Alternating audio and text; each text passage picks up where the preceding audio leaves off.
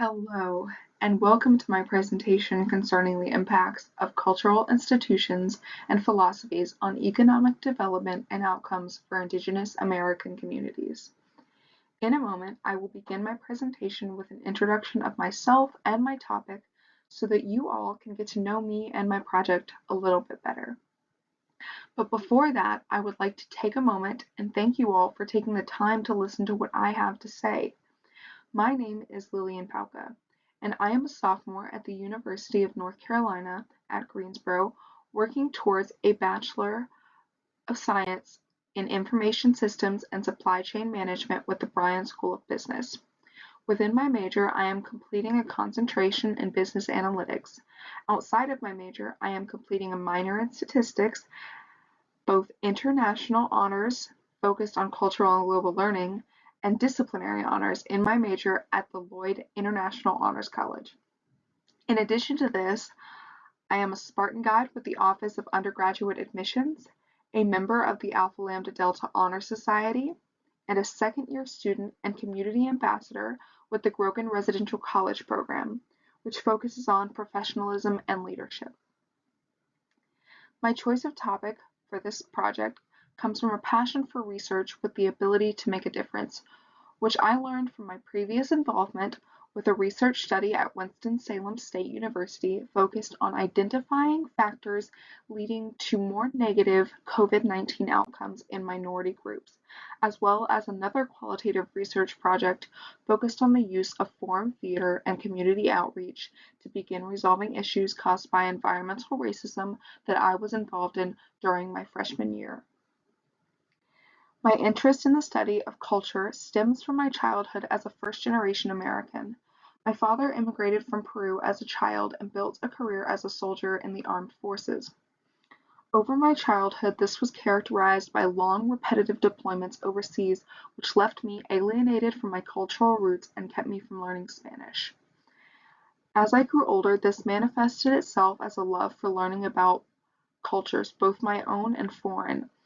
Combined with my passion for research and interest in economics as a business major, these three factors led me to choose the impacts of culture on Indigenous economic development as the topic for my capstone project. The focus of my research project is on the impacts of culture on economic development and outcomes in the context of American Indigenous communities. It looks at cultural capital, as well as specific aspects of it, such as institutions and philosophies, which represent different kinds of cultural capital. In examining its impacts on Indigenous economic development, my focus is mainly on entrepreneurship, as it is one of the most common and beneficial ways to increase economic development. In my discussion of cultural philosophy, my focus remains on collectivism. My research methodology is based in review and expansion of previous research in the field of culture's impacts on economic development, specifically Indigenous entrepreneurship. I reviewed a qualitative research study that included Indigenous entrepreneurs' testimonials and focused on how collectivist ideology impacts Indigenous philosophy surrounding business ownership and practices. In addition, I examined a study investigating the effects of cultural institutions such as the reservation land tenure system, dual bureaucracy between tribal leaders and the Bureau of Indian Affairs, also known as the BIA, and political uncertainty on Indigenous economic practices and development on reservations. This study included relevant statistics from the U.S. Census Bureau. Finally, I explored a scholarly article explaining the economics and ethics of using culture for economic gain, as well as encyclopedia articles written by experts in sociology and economic theory on the concepts of cultural capital and capital exchange, which provided a more theoretical framework for its impacts on individual economic outcomes and development.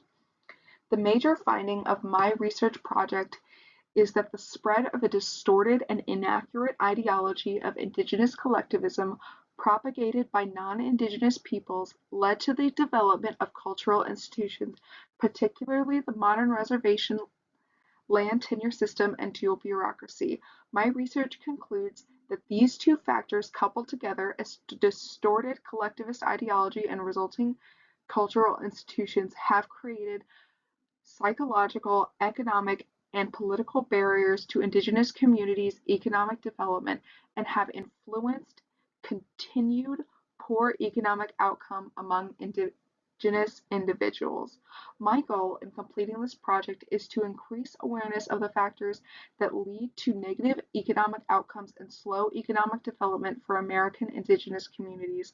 My hope is that by increasing awareness of this issue and providing more information about the factors causing it, I can provide a factual base for advocates for Indigenous communities to push tribal leaders and policymakers to take actions that will address the roots of the problem and increase Indigenous economic development and better individual and group outcomes.